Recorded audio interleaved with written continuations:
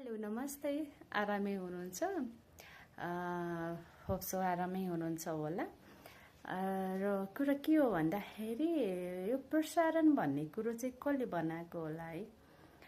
हामी हरेक कुराको प्रसारण गर्ने गर्छौँ। प्रसारण त यो तरिकाले गरिन्छ कि कुनै पनि कम्पनीको सेल्स ग्रोथ चाहिँ बढाउनु छ भने अनि त्यस प्रोडक्टको हरेक कुराहरू मागिन्छ, इन्फर्मेसन हैन। अनि जेडी जेएस सबै कुरो मागिन्छ नि त। सो यहाँ मान्छेको जिन्दगीको प्रसारण भइरहेछ के।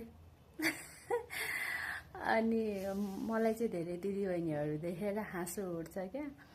अनि जिन्दगीको प्रसारण गर्नु छ भने जोसँग रिलेटेड कुराको प्रसारण गर्नु हुँदैछ नि, उहाँलाई सोध्नु भयो कि भएन फोन गरेर, र हजुरको हुन्छ नि सबै इन्फर्मेसन हामीलाई अभाइलेबल गर्नु न। के चिजको हजुरको प्रसारण गर्नु पर्यो, के कुरोलाई प्राइभेसी राख्नु पर्यो, के कुरोलाई प्राइभेट राख्नु पर्यो हैन। प्रसारण गर्नु छ भने एक्युरेट इन्फर्मेसन खोजेर प्रसारण गर्नुहोस् है दिदीबहिनीहरू या अङ्कल आन्टीहरू। नत्र भने गलत प्रसारण गर्यो भने, जस्तो हो प्रोडक्टको गलत प्रसारण गर्यो भने असर हुन्छ कि हुँदैन? त्यही असर होला। धन्य हो प्रभु, तपाईहरू कहिल्यै नथाक्ने हुने भयो। यो प्रसारण गर्नु त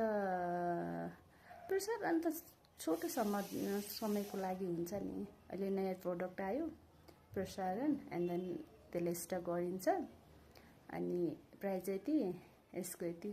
तर हजुरको प्रसारण 365 दिन हुन्छ भने भ्यालुएसन पनि राम्रै होला हैन त।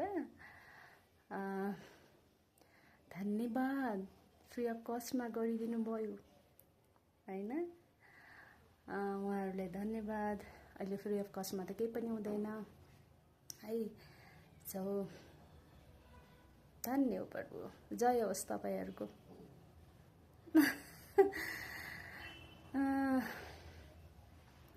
कन्टेन्ट हरेक मान्छे हुन सक्छ उहाँहरूको आँखा अगाडि, तर अब मैले पनि प्रसारण गर्नु पर्यो, किनभने खाली बसेर पैसा त कमाउनु पर्यो नि। जय नेपाल।